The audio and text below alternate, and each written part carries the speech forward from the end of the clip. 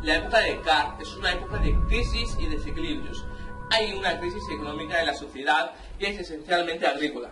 Una sociedad en la que la mitad de los niños muere antes de cumplir un año y la esperanza media de vida es de 25 o 30 años.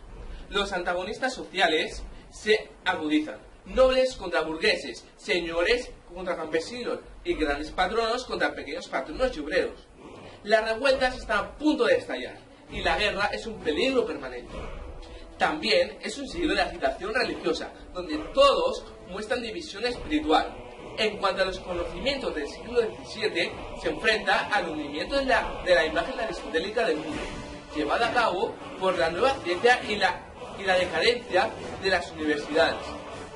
La afirmación de la dignidad del ser humano provocó un enfoque antropocéntrico. Sin esta influencia, el método cartesiano que guía al ser humano en la búsqueda de la certeza, partiendo de sí mismo, carece de sentido. Durante esta época, Descartes escribe el discurso del método. El discurso del método, cuyo nombre completo es Discurso del método para conducir bien la propia razón y buscar la verdad en la ciencia, es la principal obra escrita por René Descartes y una obra fundamental de la filosofía occidental con implicaciones para el desarrollo de la filosofía de la ciencia. Se publicó de forma anónima en Leiden, Holanda, en 1637. Constituirá en realidad el prólogo a 3 ensayos, Diócritica, Meteoros y Geometría, agrupados por el título de ensayos filosóficos. Esta obra está escrita en francés y no en latín, la cual la situaba finalmente en la modernidad. Descartes tituló esta obra con una finalidad precisa. En una carta dirigida a Martin Mersenne, le explica que ha titulado el discurso y no tratado para poner de manifiesto que no quería enseñar, sino hablar para no tener problemas con sus contemporáneos debido a las ideas de la obra y además escapar a una posible condena eclesiástica como le pasó a Galileo. El discurso del método se divide en 6 partes. Primera parte. Constituye una autobiografía intelectual en la que Descartes pone en duda todos los conocimientos aprendidos a lo largo de su educación. En esta primera parte, Descartes propone un nuevo método para llegar a un saber seguro, al mismo tiempo que realiza una rotunda crítica de las ciencias y la filosofía escolástica de su tiempo. Tras este rechazo, admite que solo las matemáticas y el conocimiento de otras personas, mediante viajes, ofrecen un saber seguro. Pero Descartes termina rechazando también los viajes debido a las contradicciones entre pueblos, que no permiten descubrir la verdad. Concluye diciendo que la única forma de encontrar la verdad es en uno mismo. De esta segunda parte nos habla del infierno en el que junto a una estufa empezó a elaborar su método. Señala a continuación que las ciencias, al haber sido realizadas por múltiples autores, cada uno con su opinión, no son portadoras de un verdadero saber. Propone renunciar a esta diversidad de opiniones y en su lugar elegir otras con nuestra propia razón, ya que las creencias en las que nos han educado dependen del entorno en el que hayamos nacido y de las personas que nos la hayan inculcado. Debemos reformar creencias distinguiendo lo verdadero de lo falso, pero manteniendo un cimiento personal. Descartes aclara que esta reforma no está encaminada a reformar la enseñanza oficial ni el orden social, sino que solo expone cómo él ha llevado a cabo una reforma de su propio pensamiento. Una vez aclarado esto, toma la decisión radical de dudar de forma metódica y provisional de todo lo que le rodea. A continuación expone de forma muy breve los fundamentos de su nuevo método. los cuales ha encontrado en la lógica, el análisis geométrico y el álgebra. Estos fundamentos son: no admitir jamás una cosa como verdadera sin haber conocido que era así. Segundo, dividir cada una de las dificultades que examina en tantas partes como fuera posible y en cuantas requiriese su mejor solución. Tercera, conducir con orden su pensamiento, empezando por los objetos más simples hasta los más compuestos, e incluso suponiendo un orden en los que no proceden naturalmente. Y cuarto, hacer en todo recuento integrales y unas revisiones generales para llegar a estar seguro de no omitir nada. Tercera parte. Descartes, en la segunda parte, había establecido la duda metódica para poder llegar a la verdad. Pero él explica en la tercera parte que mientras se dedicaba a dudar de todo, tenía que crear una moral provisional que rigiese su vida. Esta moral provisional tenía una serie de reglas. La primera de estas reglas era la de actar las leyes y costumbres vigentes y seguir las opiniones más moderadas. Él decía que tenía que conservar las leyes de su país y la religión propia, y que era importante y razonable el regirse por cómo lo hacían los demás. También Descartes insiste en la evitación de las conductas y los comportamientos extremos, aceptando siempre las más moderadas por ser a la vez las más cómodas.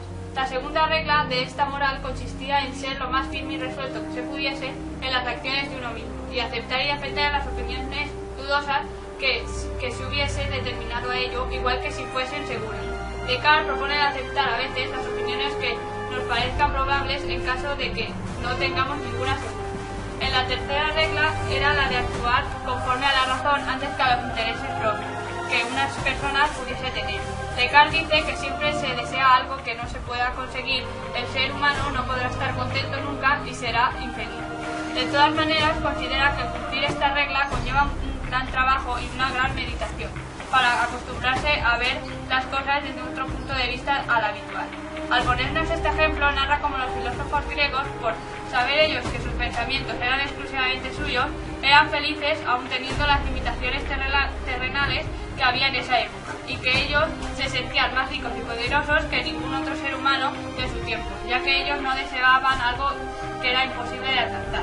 Como conclusión a su moral provisional, decide dedicar toda su vida a cultivar la razón y a avanzar el conocimiento mediante el uso de su método. Para ponerlo en práctica, Descartes decide ponerse a viajar y conversar con los hombres durante 9 años. Aunque en estos años avanza mucho en el conocimiento de la verdad, no consigue encontrar los fundamentos de una filosofía más cierta que la vulgar. Para realizar una nueva filosofía, se dirige a Holanda huyendo de la guerra de los 30 años, que le ofrece un marco ideal para dedicarse a esta tarea. Cuarta parte. La cuarta parte es el capítulo central del discurso del método, y en ella Descartes crea un primer principio para su nueva filosofía. Pienso, luego existo. A partir de este primer principio, Descartes establece la existencia de Dios. El primer argumento que da para justificarlo es que si tenemos conciencia de nuestra naturaleza imperfecta es porque sabemos en qué consiste una naturaleza perfecta. El segundo argumento parte de nuestra propia imperfección, puesto que si nosotros conocemos lo que es perfecto, nos hubiéramos creado a nosotros mismos como seres perfectos. Por lo tanto, se requiere un creador de nuestro ser, que tiene en sí estas perfecciones, Dios, del cual depende todo y sin él nada podría existir. El último argumento es que Dios, entendido como la perfección, es lo mayor que puede pensarse. Dios tiene que existir, puesto que si no, podría pensarse en algo más perfecto. Entonces eso sería Dios. La existencia de Dios, a su vez, nos demuestra la existencia del mundo, puesto que Dios, al ser infinitamente bueno y veraz, no puede permitir que nos engañemos al creer que el mundo existe. Es así como Dios garantiza la existencia de nuestras ideas. Pero Descartes, al final, aun teniendo en cuenta lo dicho, afirma que es nuestro deber y no el de Dios liberarnos de las ilusiones y evitar los errores. Quinta parte. En este capítulo, Descartes explica brevemente el contenido del mundo. Aborda la explicación de la formación del mundo, organizándolo todo en torno al problema de la luz. El sol la produce, los cielos la transmiten, la tierra y los planetas se reflejan y el hombre es un mero espectador. Tras esto, establece las principales funciones del ser vivo. Sostienen que el corazón se dilata y se contrae debido al calor que emana, y gracias a eso los espíritus animales son transportados a diferentes órganos. Por último, Descartes prueba la distinción entre el hombre y el animal, porque los animales carecen de pensamiento o alma racional. Afirma que el organismo de los animales es solo una compleja máquina automática. Explica que los animales sí tienen alma, sin embargo es inferior a la humana dado el nivel cognitivo entre animales y humanos, a causa de que los animales no hacen uso de la razón y que el alma del hombre es independiente del cuerpo y es inmortal. Sexta parte. En este último capítulo, Descartes establece una serie de reflexiones sobre el alcance de la investigación científica e incluso se cuestiona la publicación de sus investigaciones sopesando las razones a favor y en contra. En primer lugar, el progreso de la ciencia reporta múltiples beneficios materiales y morales. En segundo lugar, el progreso científico necesita la comunicación de las experiencias de otras personas. Por el contrario, Descartes es reacio a las publicaciones de sus investigaciones porque éstas pueden verse mezcladas en grandes controversias con el espíritu religioso emanado por los teólogos de la época, que lo llevarían a malgastar su tiempo. Todas estas razones llevan a Descartes a publicar tan solo el discurso del método y los ensayos que lo acompañan. Al final de la obra afirma que va a congregarse a la medicina y de nuevo afirma que él no quiere ser importante en el mundo para poder así dedicarse al estudio sin obstáculos y sin